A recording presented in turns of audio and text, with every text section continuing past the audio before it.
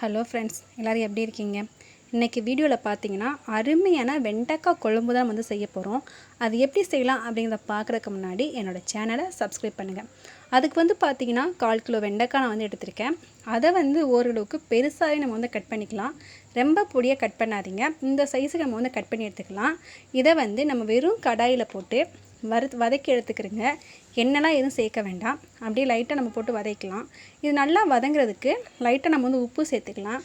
நாம் வந்து இதில் உப்பு சேர்க்குறதுனால அந்த பிசுபிசுப்பு தன்மை வந்து சீக்கிரமாகவே நமக்கு வந்து போயிடும். காயும் வந்து நல்லா வதங்கியிருக்கும். இப்போ நீங்கள் பார்த்தீங்கன்னா ஓரளவுக்கு வெண்டைக்காய் வந்து நல்லாவே வதங்கிருச்சு. நம்ம அதை எடுத்து பார்த்தா கூட அந்த பிசுபிசுப்பு தன்மை வந்து இல்லாமல் கரண்டியில் ஒட்டாமல் அழகாக வருது. அந்த பிசுபிசுப்பு எல்லாமே கடாயிலே இருக்குது பார்த்தீங்களா? இப்போ நம்ம வந்து இதை ஒரு சட்டியில் நம்ம வந்து கொட்டி வச்சிடலாம். கொட்டிட்டு தாளிக்கிறதுக்கு நம்ம வந்து ஒரு கடாய் வச்சிடலாம்.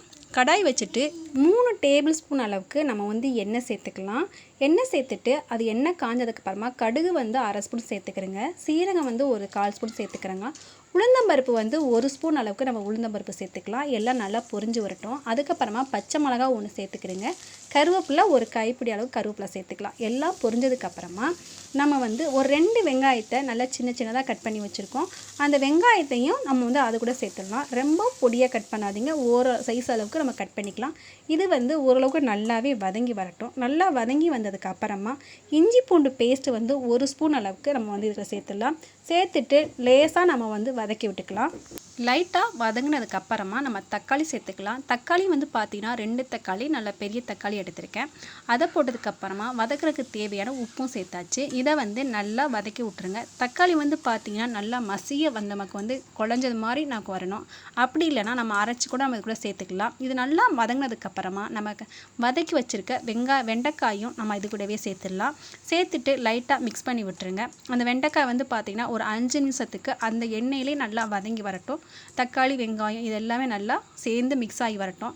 இப்போ இதுக்கு தேவையான மசால் பொடியெல்லாம் சேர்த்துடலாம். மசாலா பார்த்திங்கன்னா கரம் மசாலா 1/2 ஸ்பூன் அளவுக்கு நான் சேர்த்துருக்கேன்.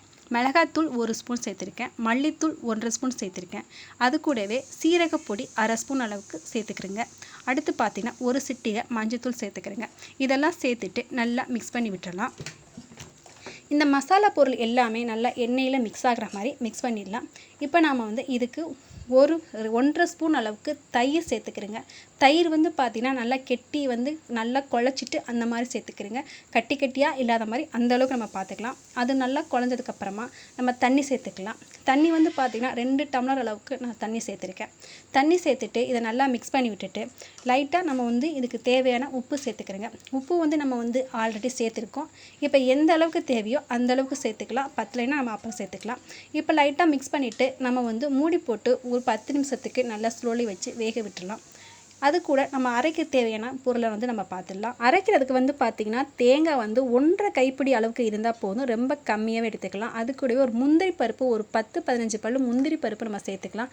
சேர்த்துட்டு இதை வந்து நம்ம வந்து அரைச்சி எடுத்துகிட்டு வந்துடலாம்.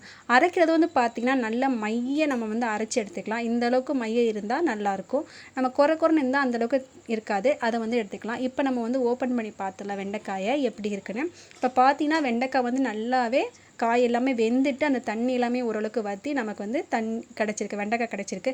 இந்த டைமில் வெந்ததுக்கப்புறம் லாஸ்ட்டில் நம்ம அரைச்சி வச்சுருக்கோம் பார்த்திங்களா தேங்காயும் முந்திரி பருப்பும், அதை வந்து நம்ம அது கூடவே சேர்த்துருங்க.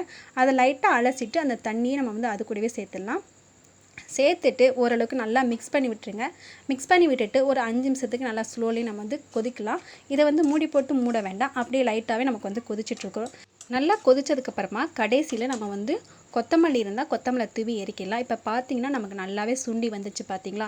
இந்த மாதிரி நமக்கு வந்து கிடைக்கும். இதை வந்து பார்த்திங்கன்னா நம்ம சாப்பாட்டில் போட்டு குழம்புக்கு பதிலாக இதை ஊற்றி நம்ம சாப்பிட்லாம். வேறு எந்த குழம்புமே தேவையில்லை. இதை சப்பாத்தி, பூரி, தோசை இது மாதிரி எல்லாத்துக்குமே தொட்டு சாப்பிட்லாம். ரொம்ப நல்லாவே இருக்கும். நீங்களும் உங்கள் வீட்டில் வந்து ட்ரை பண்ணி பாருங்கள். எப்படி இருந்துச்சுங்கிறத கண்டிப்பாக எனக்கு கமெண்ட்டில் எழுதி அனுப்புங்க. என்னோடய வீடியோஸ் பிடிச்சிருந்துச்சின்னா என்னோடய சேனலை சப்ஸ்கிரைப் பண்ணுங்கள்.